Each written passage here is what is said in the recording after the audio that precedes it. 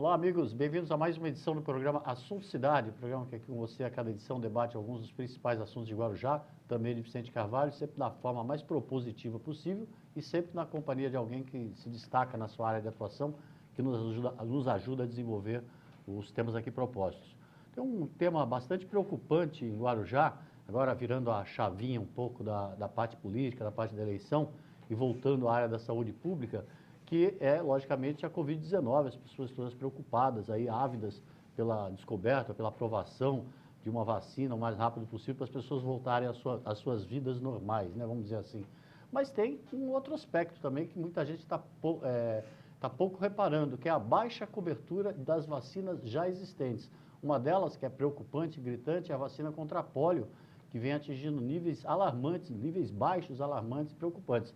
Para conversar comigo aqui sobre esse assunto, conosco aqui sobre esse assunto, eu chamei um verdadeiro especialista da área, que é o Reginaldo Pacheco, presidente do CRP. Em primeiro lugar, obrigado mais uma vez pela oportunidade de trocar umas ideias com você. Legal, Valdir, agradeço a você, agradeço as pessoas que nos dão a honra da audiência, de estar aqui participando e de tratar de um assunto tão importante, né? E que está sendo tão negligenciado por milhões de famílias Brasil afora, né? Em Guarujá, Reginaldo, já começando a dar um número alarmante, metade das crianças na idade de vacinação, de até 5 anos de idade, não foram vacinadas nesse momento que a gente está falando aqui. Exatamente, né? Guarujá está bem abaixo da meta estabelecida pelo Ministério da Saúde, com base em apontamentos da Organização Mundial de Saúde, né? Aliás, a região inteira metropolitana da Baixada Santista está longe de atingir a meta. Bertioga é o município mais próximo, mas ainda assim vacinou pouco mais de 80%, teria que chegar a 95%, faltando um mês praticamente para o final do ano. O estado de São Paulo como um todo também está abaixo de 60% de vacinação. Sim. E no país inteiro, por incrível que pareça, apenas um estado atingiu a meta de vacinar ao menos 95% das suas crianças de 0 a 5 anos de idade, que é o Amapá. Eu ia falar, não me fala que é o Amapá, e é o Amapá com todos os problemas. Com todos os problemas, está, né, há quase um mês aí sem energia elétrica, mas ao longo do ano vem fazendo a lição de casa, os pais, as famílias, né, vacinando. E é lamentável, né, que uma conquista tão importante da sociedade brasileira, da humanidade, comece a ser desperdiçada, maltratada por famílias que não se dão conta do perigo a que estão submetendo as suas crianças, as nossas crianças. Não só a vacina da pólio, todas as demais vacinas que integram o Programa Nacional de Imunização do Ministério da Saúde, do SUS, não atingem as metas propostas desde 2016. Nenhuma das vacinas do Plano Nacional de Imunização atinge as metas propostas desde 2016. Nós estamos esse ano completando o 5º ano de não atingimento das metas. Isso é muito grave. No caso da pólio, propriamente dita, né, é uma doença que se transmite principalmente por problemas de saneamento básico, visto que ela tem o vírus que a transmite fica alojado no intestino das pessoas, ele acaba indo junto com as fezes, né? Também pode ser expelido durante a fala, né? Nas gotículas, da mesma forma que o Covid. E num país como o Brasil, que ainda tem milhões de pessoas, e aqui em Guarujá especificamente, uma quantidade imensa de pessoas, de cidadãos e cidadãs que moram sem saneamento básico, é mais um vetor de risco para a transmissão dessa doença, né? E a vacinação, que é algo praticamente indolor, né? Que é gratuito, que as pessoas não precisam dispor de recursos para vacinar os seus filhos, as pessoas não estão indo usufruir desse direito, dessa conquista que é a vacinação. Né? A gente poderia, se fosse algo que fosse inatingível por essas pessoas, por a maioria das pessoas, por ter que ser pago, por não estar sendo distribuído e aplicado pelo Sistema Único de Saúde, a gente poderia até ter um grau de compreensão por ser inacessível por questões financeiras. Não é o caso. De graça. É universal, é pelo SUS. Todas as pessoas têm o direito e o dever de vacinar as suas crianças para evitar que elas fiquem doentes por doenças que estão controladas, mas que a gente corre o risco de ver ressurgindo e com grande força e gravidade em função da negligência da nossa população. A gente está falando aqui da vacinação normal, aquela habitual, que compõe inclusive a carteira nacional de vacinação. Quer dizer, muitas famílias estão relaxando, inclusive com relação a isso, né? Quando não é só a questão, eu quero cuidar do meu filho com todos os cuidados que ele merece. Além disso, também é uma obrigação cívica, né? Muitas situações, a carteira de vacinação é obrigatória. Exatamente. Agora, até para a matrícula escolar, você tem que apresentar, né? Então, é fundamental que as pessoas façam a vacinação. Provavelmente, a vida de um filho seja tão valiosa, né? Que a gente fala assim, não tem bem maior que a nossa própria vida, mas certamente a vida de um filho é um bem ainda maior que a nossa própria vida, porque praticamente todas as pessoas que são pais e mães são capazes de colocar a sua vida em perigo para preservar a vida dos seus filhos, das suas crias, né? E aí a gente vê as pessoas não fazendo isso, né? De uma forma tão simples, que é levar para vacinar. Né? Algumas doses dessa vacina são por meio de aplicação subcutânea, outras são a famosa gotinha, né? As famosas gotinhas, e as pessoas não fazem essa aplicação. E parece que assim, é algo que está ali, né, a mão, e que ninguém mais valoriza. Mas a gente só passou, enquanto país, a ter um programa nacional de vacinação, de imunização, não faz nem 50 anos. Né? Até início dos anos 70, isso não existia. Né?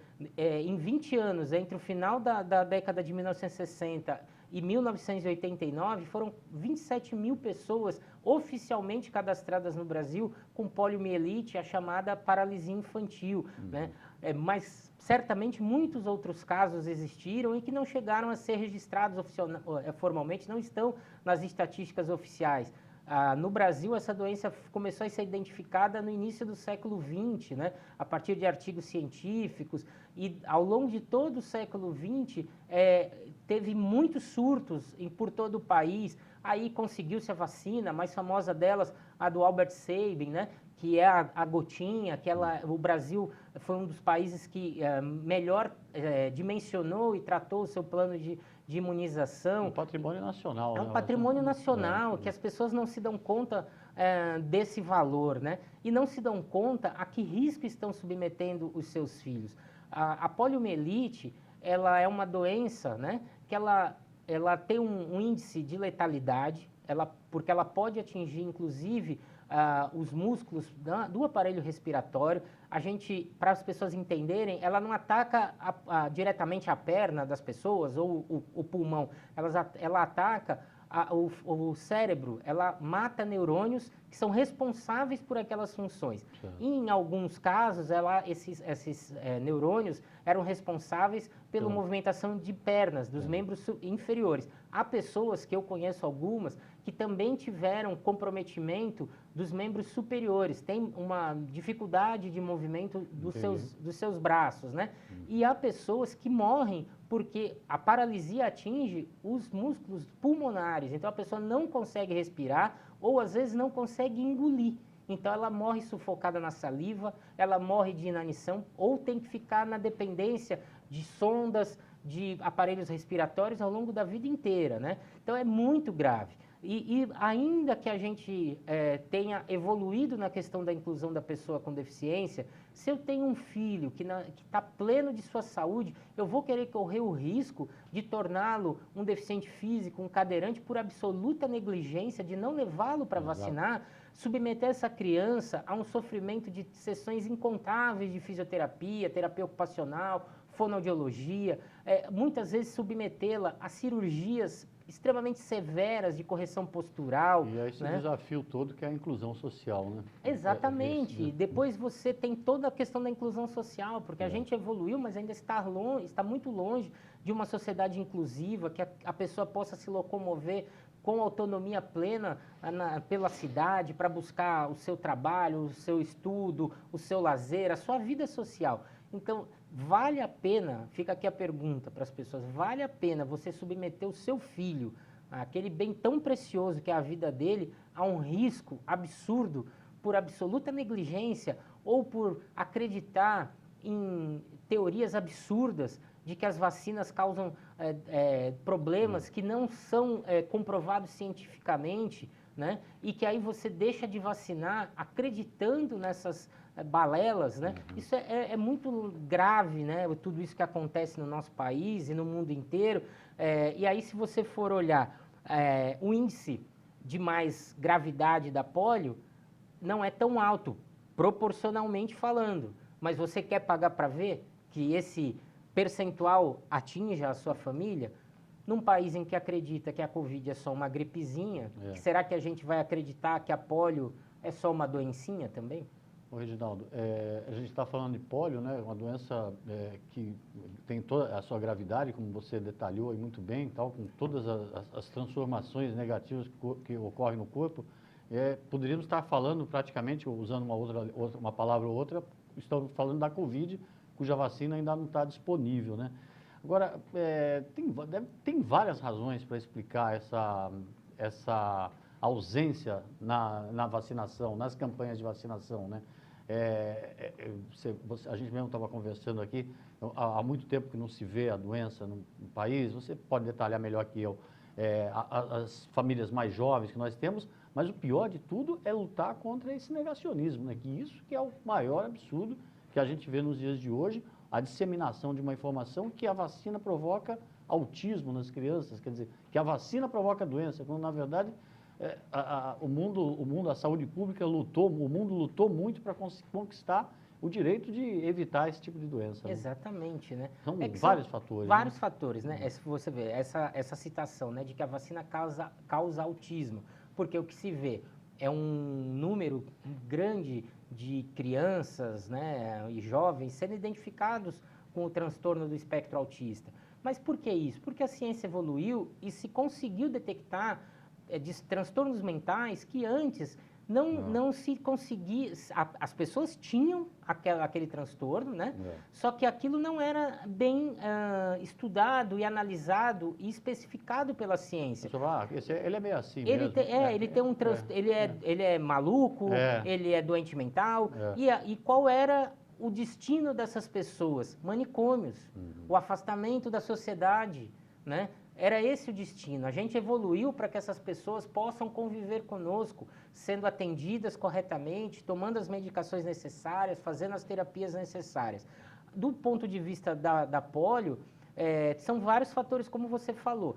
A questão de hoje, a doença estar erradicada do nosso país, o último caso data de 1989, e 5 anos depois o Brasil ganhou uma certificação de nação livre da poliomielite, faz com que muitas pessoas que não conviveram com crianças doentes da polio achem que ela não existe mais e que não há mais risco dela voltar. E há risco de voltar, porque há países em que ela não foi erradicada, então esse vírus pode voltar para o Brasil, ele pode estar ainda em algum meio selvagem, e se encontrar um hospedeiro que que faça chegar a nós, e nós não estejamos novamente com a imunidade adequada por conta da vacinação, você volta a ter ele circulando no meio humano e fazendo com que as pessoas voltem a ter a doença, né? A questão de famílias jovens, né? Muitas mães e pais na faixa de 20 a 30 anos que não fazem a menor ideia do que é a paralisia infantil, do que é a poliomielite, né? Não viram, né? Seus pais viram, né? Seus avós viram, conviveram. Hoje não se vê. Quando a gente vê uma criança cadeirante ou uma pessoa cadeirante, pode ficar à vontade, Reginaldo. Você é um cara ocupado e até ia complementar o que você falou, por exemplo, da resolução, a erradicação da doença. Só que os problemas de saneamento básico que o Brasil enfrenta, naquela época, só aumentaram.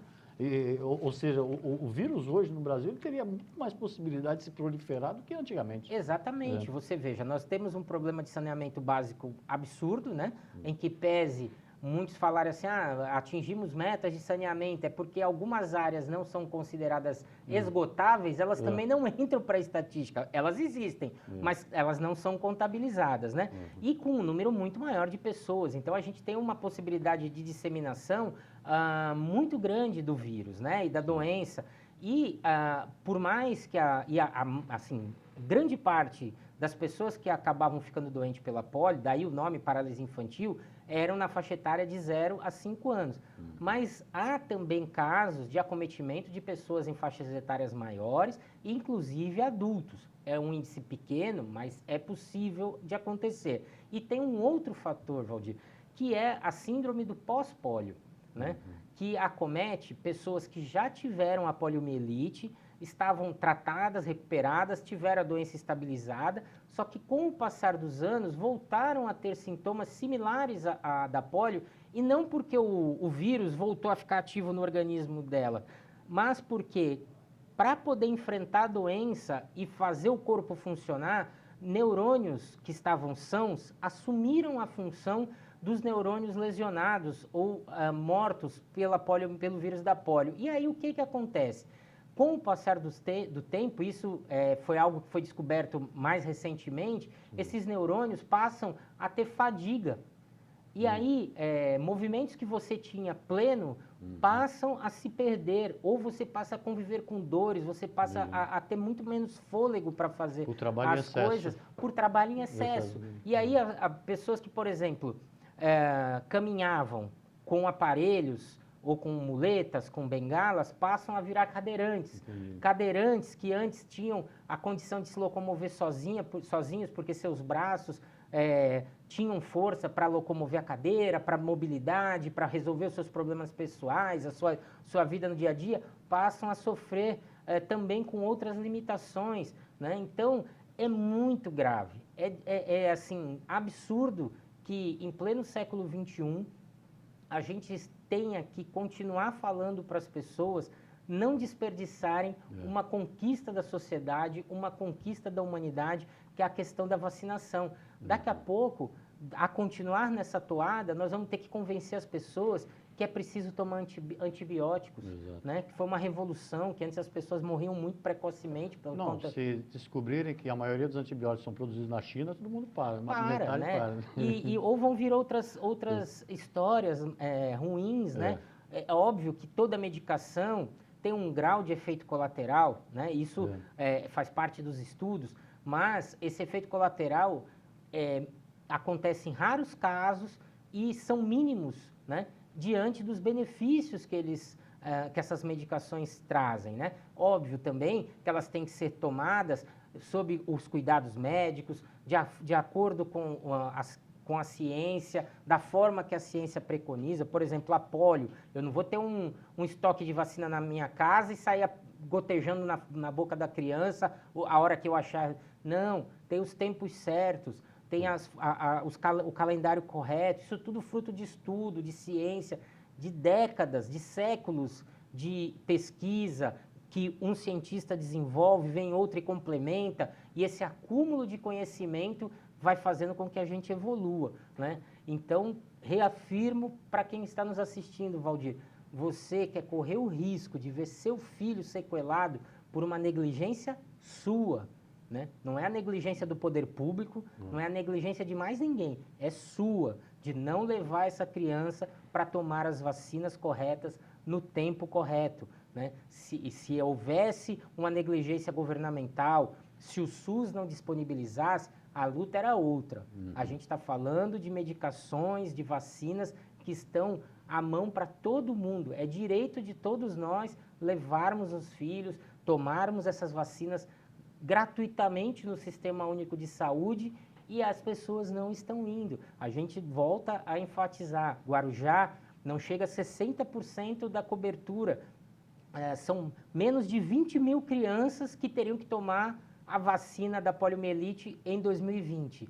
Não chegou ainda a 11 mil crianças que tomaram essa vacina aqui no município de Guarujá em 2020. Então, e a gente tem que lembrar que nos anos anteriores aconteceu a mesma coisa. Em termos de Brasil, a gente reafirma, é o 5º ano em que nós não atingimos as metas do calendário de vacinações do Ministério da Saúde. Isso é muito grave e é muito triste ao mesmo tempo. E como é triste. A gente está falando exatamente a gravidade desse assunto, como o Reginaldo destacou. Praticamente metade das crianças de Guarujá não foram vacinados ainda, por isso que a Prefeitura integra aí um esforço nacional, no sentido do Ministério da Saúde, inclusive do SUS, que é esse outro patrimônio nacional que a gente deve lutar sempre para preservá-lo. Tem muito país por aí afora, aí, para quem não conhece o exterior, não tem o prazer de conhecer o exterior, tem muito país por aí afora que não existe isso, não. Se você for para fazer um exame, uma vacina, qualquer coisa, é pago lá, senão você tem que pagar um seguro caríssimo lá mensalmente, descontado do seu salário. Então, nós temos o serviço público, a Prefeitura, como eu disse, integra esse esforço do Ministério, e a campanha foi prorrogada até o final do mês. Então, todas as unidades básicas de saúde, qualquer unidade mais próxima da sua residência, você encontra aí a vacina contra a polio e todas essas outras aí da campanha de vacinação. Reginaldo, como é que você preside o CRPI, que é o Centro de Recuperação da Paralisia Infantil, que é uma entidade referência aí na cidade, na região. Como é que, o que você pode, assim, dar de depoimento pessoal, assim, pessoal profissional, né, da parte do CRPI, assim como mais um alerta, assim, parece que a gente está disseminando pânico, mas como todo mundo fala, a imprensa só dissemina o pânico, assim, então, mas o que a gente vai fazer numa hora dessa? Ficar calado ou alardear mesmo? Não, eu acho que, como jornalista também que sou, eu acho que a imprensa cumpre o seu papel. Não é fazer sensacionalismo, é desnudar o problema, né? É preciso insistir na importância da vacinação. Eu hoje estou à frente do CRPI, fui atendido lá, tenho uma deficiência física, né? Meu prontuário lá indica que foi pólio, meus pais falavam que foi fruto de uma meningite, né? Então, fica nessa dúvida, mas o fato é que eu tenho uma deficiência física. Você está com quantos anos? Eu estou com 50 anos, né? E convivi com dezenas de pessoas lá que tinham poliomielite, né? Estudei com algumas delas quando fiz o ensino médio no 1º de maio, né? Pessoas que acabaram tendo a paralisia das pernas, né? Outras pessoas que acabaram tendo, como eu falei, a paralisia também parcial de braços. Muitos, eu também tive que passar, mas muitos amigos passaram por cirurgias muito pesadas. Óbvio que as técnicas hoje são mais modernas, talvez não sejam tão invasivas quanto eram, mas eu tenho amigos de terem que ter feito cirurgias de coluna para reposicionamento por conta de problemas posturais, né? De abrir a coluna de fora a fora, de ter fixação com metais, né? Eu tive que fazer cirurgias na perna, de reconstrução de fêmur, pessoas tiveram que fazer de pescoço, de braço, de tornozelo, de joelho, e não é que é para você voltar a andar como andaria normalmente, é para estagnar um processo de deformidade, né? Inclusive das cabeças ósseas, né? Das articulações, para interromper processos de dor, né? Para te posicionar corretamente. Então, é um problema assim, que você causa para uma criança por conta da poliomielite, que é muito grave, né? E que exige um investimento alto, inclusive do ponto de vista financeiro, né? Porque se aí a gente for ver uma doença que a gente erradica com 6 ou 7 aplicações de uma vacina, se essa criança vir a ter a polio, ela vai passar anos tendo que fazer, ou a vida inteira tendo que fazer fisioterapia, terapia ocupacional, com aparelhos ortopédicos, com cadeiras de roda, com muleta, bengala, uma série de coisas, né? E que tem custos e que deterioram a qualidade de vida dessa pessoa, que a impedem de ter uma vida plena, né? Eu sou um defensor da inclusão, mas eu também não vou tapar o sol com a peneira e ser demagogo ou hipócrita dizer que é a mesma coisa. Não é, né? Você ser um andante plenamente capaz da sua atividade física te permite muitas coisas que uma pessoa com as limitações físicas acaba não tendo acesso, seja do ponto de vista profissional, seja do ponto de vista do lazer, uma série de coisas. Então, aí volta a repetir, é isso que se quer para o futuro de milhares de crianças ou milhões de crianças no Brasil? Já não basta os problemas que nós temos, né? Doenças que a gente não consegue ter controle, ou que ainda não conseguimos ter controle, síndromes que ainda não conseguimos ter controle, a gente vai caminhar para trás e vai voltar para o nosso meio algo que já fazia parte do passado. Então, é preciso que as pessoas tenham responsabilidade consigo, com seus filhos e com a coletividade.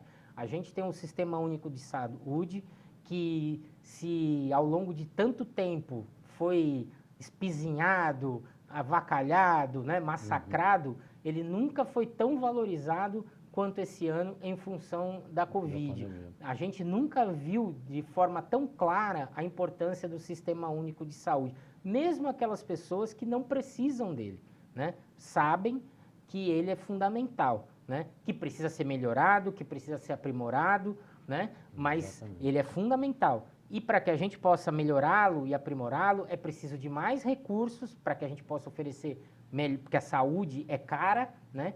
Ela tem custo, e que a gente não jogue fora aquilo que a gente já conquistou.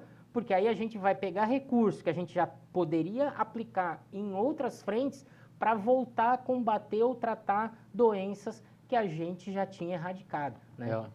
É aquela história de andar para trás. Se não fosse por mais nada, do ponto de vista econômico também é uma insensatez.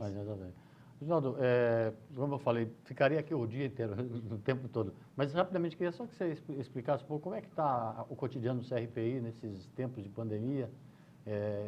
Como é que está conseguindo tocar o trabalho? Não da mesma forma, né? Desde março a gente teve uma interrupção, uma freada brusca, né? A parte escolar parou, a gente só está fazendo atendimentos remotos e mandando cadernos de atividades para a casa das crianças. A parte terapêutica ficou com atendimentos remotos entre final de março até final de outubro. No início de novembro a gente retomou os atendimentos, fazendo uma reavaliação de todas as crianças para ver as consequências desses meses de paralisação no atendimento presencial. Nas consultas médicas, em junho, nós retomamos as consultas com o ortopedista e a nossa neurologista. Os nossos 2 pediatras, por serem idosos e terem comorbidades que os colocam no grupo de risco para a questão da Covid, eles continuam nos dando suporte de uma forma remota, nos bastidores, repassando receitas, laudos, encaminhamentos de exames, coisas que não precisam da consulta para que eles possam fazer o atendimento. E a gente espera que a partir do início de 2021 a gente possa retomar a vida com mais normalidade e que essa nova vacina venha, seja da Inglaterra, da China, dos Estados Unidos, da Rússia, de Marte, da onde ela venha, ela tendo a qualidade, passando pelos controles da Anvisa, que a gente possa vacinar a nossa população e voltar a ter um pouco mais de normalidade, mas nunca esquecer os cuidados que a gente passou a ter com a questão da Covid, porque esses cuidados vão garantir também saúde e menos disseminação de outras doenças, inclusive de resfriados mais comuns, que muitas vezes a gente vê muita gente com ele e sem saber, e foi justamente porque num ambiente fechado alguém estava resfriado e não tomou os devidos cuidados e as demais pessoas também não. Mas a gente procura continuar fazendo a nossa parte lá na entidade e fazendo uma série de reformas, aproveitando esse momento né, em que houve a liberação de recursos, para a gente poder fazer algumas melhorias estruturais também. Legal. E lembrando, né, a gente está fazendo esse alerta aqui junto com o Reginaldo, justamente para mostrar para as pessoas, principalmente no Guarujá e na Baixada Santista, do mundo afora, que o índice de vacinação, de imunização contra a polio e outras doenças, as campanhas de vacinação que está em andamento, está com uma adesão muito baixa e você precisa, de fato, procurar procurar a sua caderneta, ver se você está atualizado e, por favor, regularize essa situação o mais rapidamente possível. Queria te agradecer muitíssimo aí por mais essa oportunidade de conversar sobre um assunto tão importante que é essa questão da vacinação. Deixo o espaço para você dar uma última mensagem, Reginaldo. Muito obrigado. Obrigado eu, Valdir, pela oportunidade.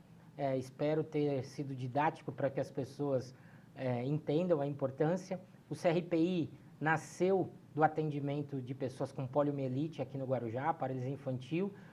A polio foi erradicada e a gente continua aí dando atendimento a crianças com outras patologias, né, como a paralisia cerebral, e a gente não quer andar para trás, a gente não quer que o CRPI volte a atender crianças que nos deram origem, que deram origem ao nosso nome. A gente não quer isso.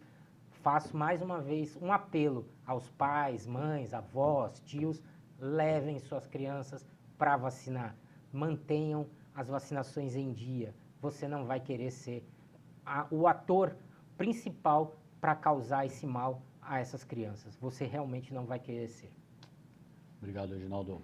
Obrigado a você pela audiência. A gente volta amanhã com um novo assunto cidade. Até logo a todos.